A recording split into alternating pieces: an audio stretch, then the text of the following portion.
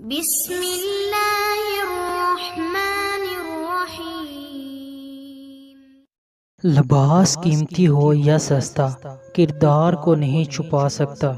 اپنے کردار کو ہمیشہ اچھا کرو، ہر لباس میں اچھے لگو گے۔ شیخ سعدی رحمۃ اللہ نے فرمایا، آپ کے اخلاق کی قدر بھی لوگ اس وقت کریں گے جب آپ کے پاس دولت اور طاقت ہو۔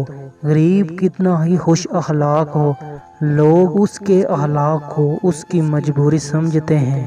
کوشش کرو جس چیز کے لیے تم خود ترس رہے ہو، کوئی دوسرا آپ کی وجہ سے نہ ترسے، پھر چاہے وہ رشتے ہوں، خوشیاں ہوں یا سکون ہو۔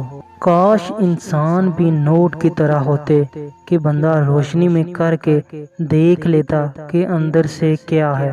دوسروں کی توقعات کے مطابق زندگی بسر کرنے کی وجہ یہ ہوتی ہے کہ ہم ڈرتے ہیں کہ دوسرا ہمیں چھوڑ ہی نہ دے۔ غلطی اس سے ہوتی ہے جو محنت کرتا ہے، نکموں کی زندگی تو دوسروں کی غلطیاں نکالنے میں گزر جاتی ہے۔